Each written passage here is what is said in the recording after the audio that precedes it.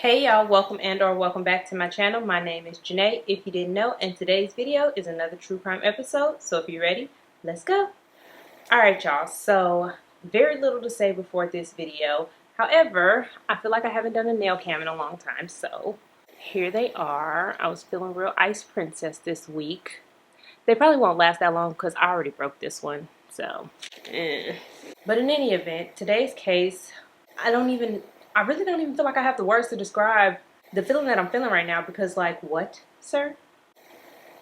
You did what now? So we're just gonna go ahead and get into the video so that y'all can feel whatever it is that I'm feeling, and then maybe y'all can tell me what it is that I'm feeling because I don't know. So Za'zell Dominique Preston, affectionately known as Zizi to her friends and family, was born on September 5th, 1985 in Orange County, California, to her mother Za'zell Preston Williams and her father Larry Preston, who has unfortunately already passed away. She was described as a very loving, always willing to see the better in people type of person, just very kind-hearted. And she was also described as being very artistic, and she would express her artistic abilities through paint and dance, and she was a really good dancer. She was so good that she felt like she could make dance her career, and she would work very hard to make that dream come true for her. However, when she was 17 years old, her dreams would have to be pushed back just a little bit because she would end up getting pregnant by her high school boyfriend, and she would welcome a baby girl who she named Ziana. Now, her and the boyfriend would stay together for a couple of more years, and they would even welcome a second baby girl a few years later,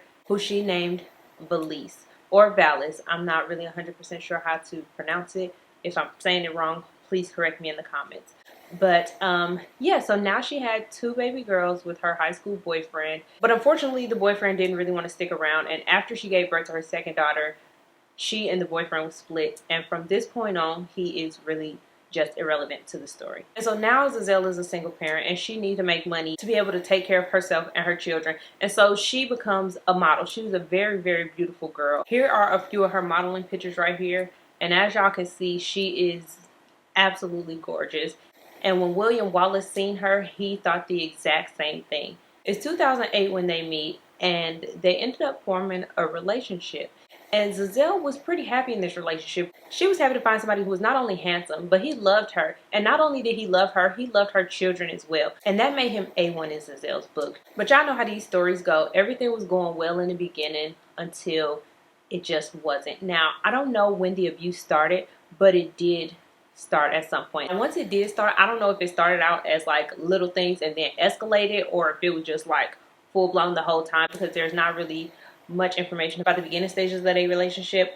But what is known is that the abuse would become so bad at some point that family and friends knew about it. It was no longer being kept behind closed doors. Family and friends, whether Za'zell was telling them, they were seeing it on her, or if William was just doing it blatantly and outright, family and friends did know that this was happening to Za'zell. And they would try to convince her to get away from him and leave him alone and tell her that he was no good for her. But in all reality, we can all say, why didn't she just leave? Like, just get out the situation. What did you holding on for? But until you're in a situation like that, you really never know what it's like. Because I know it's easy for me to say just leave, but that's because I've never been in this situation.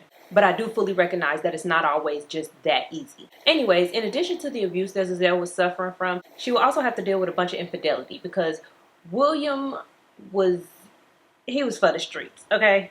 And there was a few times on Za'zell's social media where it would appear that she was making subliminal statuses to or about women that William had been with, right? But despite all of this that she was going through, she had hope. She felt like she loved William. She wanted their relationship to work, and so she stayed. And eventually they would go from being boyfriend and girlfriend to being married. And once they got married, things pretty much stayed the same, if not got worse than it was before they was married. But Za'zell, she still was hopeful. She still hoped that William could change, because once again, she's been manipulated. Every time something happens, he apologizes. He's never going to do it again, and he loves her. Nobody will love her like he loves her, and she's pretty much just manipulated into staying in the relationship over and over again. But once again, Za'zell would remain hopeful, especially in early 2011 when she would find out that she was pregnant. Unfortunately, though, the news of Za'zell's pregnancy didn't stop William's rage. It didn't stop his abuse, and it continued throughout Za'zell's pregnancy. And it actually got really, really bad. Not that it wasn't already bad, because I mean, any abuse is bad, obviously, but it had gotten to the point where one day her mom recalled being on the phone with her, and Za'zell and William were out somewhere, and they had gotten into an argument, and Za'zell's mom could literally hear blows being thrown at her child over the phone. She could hear her child being abused. And at some point, Za'zell would end up curled up in a fetal position just outside, like out in the streets. They wasn't even in the house. And if I'm not mistaken, it was at this point where her grandmother ended up like going out and finding her. And this is how she found her, in the fetal position, because William had like just left her out there. Mind y'all, she is actually pregnant at this point. And then there was another time where, once again, she and William got into it. It got physical. And it had gotten so bad this time that Za'zell actually ran away, and she hid in a convenience store bathroom and called the police. Now, I don't know if it was both of these events in combination or one or the other, but Za'zell would end up pressing charges against William, and he would be sent to jail. And while he was in jail, Za'zell would end up getting an order of protection or a restraining order against him. I don't really know the difference between the two. If you know, let me know in the comments, but I don't know the difference between the two. But she would end up getting some type of protective order against him while he was in jail.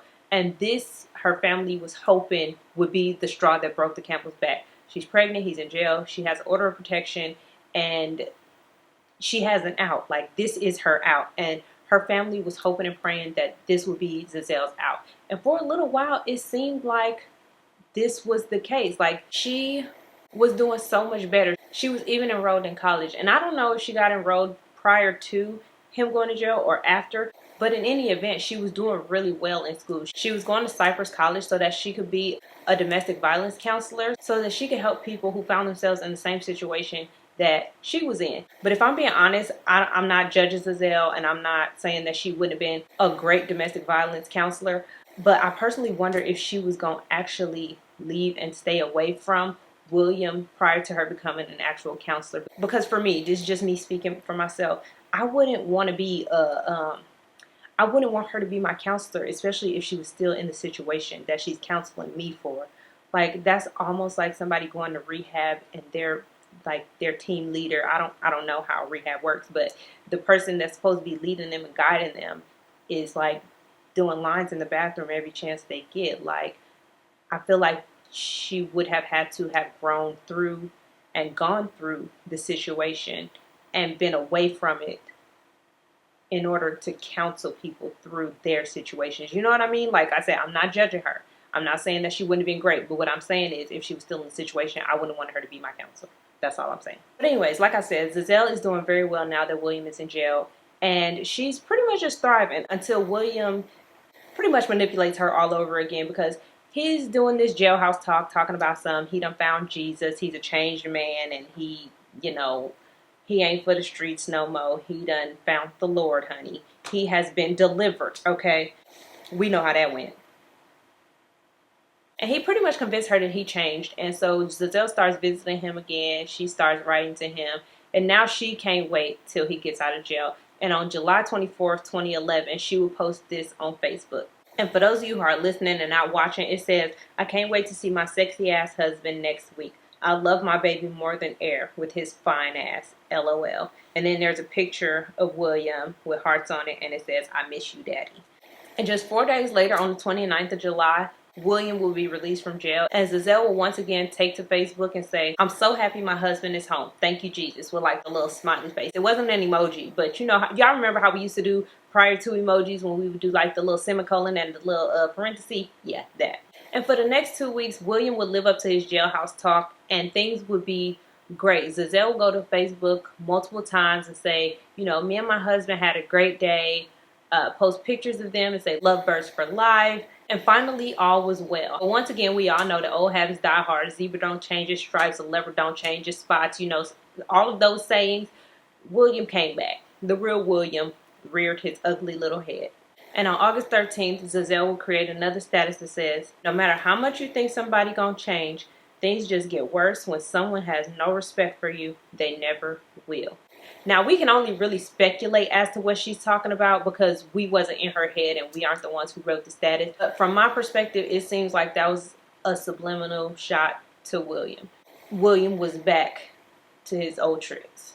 But there would be like a little tiny ray of sunshine that would rear its head in November of 2011 when Za'zell would give birth to her and William's baby boy named Marcel. So now moving ahead a little bit to December of 2011, it's Christmas Eve, and Za'zell is fresh off having a baby 7 weeks ago, and she wants to go out and enjoy herself. So she and William decided to go to a Christmas party that one of their neighbors was hosting who lived in the same apartment complex as them. And so they go to this party, and y'all know how Christmas parties go. We drinking the spiked eggnog, we drinking the coquito, we drinking anything that has liquor in it at this point. And if that's not your steez, then do you. But I know me, for me personally, I'm gonna get messed up and have a wonderful jolly time. And so was Za'zell. And now that I think about it, Za'zell's alcohol tolerance was probably a little bit lower than what she was used to because she was 7 weeks off of having a baby. So this is probably her first drink in upwards of 9 months. She's probably drinking like she would have drank prior to getting pregnant, not realizing that her alcohol tolerance could potentially be a little bit lower. Anyway, so they go to this party, they both drinking, they both having a good time, enjoying themselves until it's time to go home. William and Za'zell would end up getting into it on their walk home, and they would continuously argue as they got home. And some of the neighbors said that they could hear the arguing, but this was nothing new to them because they heard this arguing all the time. And then the argument escalated once it got into the house. And Za'zell, she tried to remove herself from the situation because it was said by a neighbor that they seen Za'zell outside and like trying to leave, and they saw her getting dragged back into the house. But once again, this neighbor minded their business because this was nothing new. And I'm not blaming the neighbor for not calling the police because they could have never known that this was going to be the last fight of Za'zell's life. Like, they wouldn't have never known that they've seen this multiple times over, and the next day they seen Za'zell and William hugged up, and that's just what it was. So I'm not blaming the neighbor, but if they would have called the police, they probably could have potentially, I don't know, saved Za'zell's life. So it's Christmas morning now, and it's around 9:30 a.m. and 911 dispatchers would receive a call from William saying that somebody at his house was in need of medical attention. So they send out the paramedics, and once the paramedics get there, they're kind of confused because they see the shattered glass from a broken table on the floor, and then they see somebody slouched over on the couch, but nobody seems to be in immediate need of medical attention. But once they approach the lady on the couch, they quickly realize that she's not in need of medical attention. She is actually beyond any help that they can provide. And they pronounced her right then and there. So when they asked William what happened, he told them that she had got drunk the night before, lost her footing when she got in the house, and she fell into the glass table, broke it, must have gotten a concussion or something, and when she went to sleep, she just never woke up. But the paramedics was like, I don't think that's true. So instead of taking William at his word, the paramedics ended up calling the police, and William was arrested right there on the spot. Now, William would be held in jail, and while he was in jail, he had a cellmate, and they always seem to like to talk to their cellmate. I don't know why, because the cellmate always usually come forward. Maybe not always, but you know what I'm saying. Like, there are so many cases where the cellmate is the one who be snitching the person out. Like, stop talking to your damn cellmate. Like, I really just don't understand why they just be telling all their business. I don't know. Do they be trying? Because in this instance, I'm going to tell y'all what he said, but in this instance, it seemed like he was trying to cover his ass, but he didn't do a good job. So, anyway, what William told this cellmate was that when him and Za'zell was leaving the party, they got into an argument, and the argument was pretty much about them leaving the kids at home alone. Because at this time, Za'zell's oldest daughter was 8, her middle daughter was 3, and then the baby was just 7 weeks old. And so he said that they got into it about leaving the kids at home alone. And my thought process was just like, okay, well, if you had a problem with leaving them at home alone, why you didn't just let Za'zell go to the party and you stay at home with the kids? Anyway, so he tells this cellmate that that's what the argument was about. And once they got inside, I think he said he creamed Za'zell, which means he kind of like, I really don't know what that means, but I think it got something to do with hitting her, pushing her, or doing something. And she tried to lunge at him or attack him because of it. And she lost her footing, and before he could grab her, she fell into this glass table, and it shattered, and he thinks she got a concussion, and she just never woke up. And the cellmate ended up coming forward with this information after he had got out of jail of his own volition. Like, the cops didn't seek him out. I don't even think the cops cared who oh boy's cellmate was, but this cellmate felt the need to come forward with this story. And like I said, it's unclear if he was just trying to cover his own butt and say like, oh yeah, I hit her, but like I could have been the hero because I was trying to save her, you know, like, I don't know. But anyways, William will be in jail for the next 9 years because that's how long it would take for him to go to trial. And it was at this trial that the truth would actually come out as to what happened. And the majority of this truth came from Za'zell's oldest daughter, who was now 17 years old. She took the stand. And from her recollection, she said that William was a violent man and there were many of fights that happened inside of their residence. So it wasn't unusual when they came home from this party for them to be fighting and yelling and arguing with one another. And she said that William actually pushed Za'zell into the glass table and it broke. And once the glass table broke, he picked Za'zell up and instructed her 8-year-old daughter to help him carry her into the bathroom. And when they got into the bathroom, William actually dropped her and Za'zell hit her head on the toilet. And her daughter believes that that's the moment in which she passed away. But nonetheless, William didn't call the police. He didn't seek medical attention for her at that point because he could have called the cops and said, hey, she's in need of medical attention like he did the next morning. But that's neither here nor there. So they have Za'zell in the bathroom, and William now instructs her 8-year-old daughter to essentially pluck pieces of glass out of her mother's skin. And once they complete that task, he takes Za'zell to the bed and just leaves her there overnight. And this part of the case is why I don't know how I feel. Okay, so the next morning is Christmas, and she remembers William waking up her and her sister, and they're excited. You know, it's Christmas morning. Every child is excited on Christmas morning. And if you're a parent, you are excited to watch your babies open their gifts. They are just elated at all the new things and just all the shiny toys and the boxes that they're going to play with instead of the toys. Like, they just are excited, and you are excited to see them excited, right? And so she remembers going downstairs and just tearing into her gifts with her little sister. And her mom is on the couch with sunglasses on.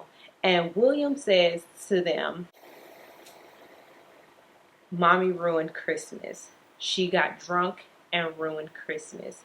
And the kids are 8 and 3 at this point. And then, you know, you got the baby that's 7 months who can't really do too much. And they like, okay, I'm trying to open my gifts. Like, what are you talking about, sir? But she did notice that her mom was kind of just sitting there, not moving, not talking. So like, maybe William was right, but like, who cares? She's drunk. Okay, whatever. But it was when she went over to like share her excitement with her mom, and she touched her mom and she said, whew, and she said, Mommy. And she said that when she touched her mother, her mom was rock solid and she was cold. And that is her last memory of Christmas with her mom. So this man essentially took Za'zell from her bed, placed her on the couch, put sunglasses on her, went to wake up her daughters so that they could open presents in front of their deceased mother. I don't even have, like, I can't formulate words to describe the sickness of it all. Like, just let that sink in.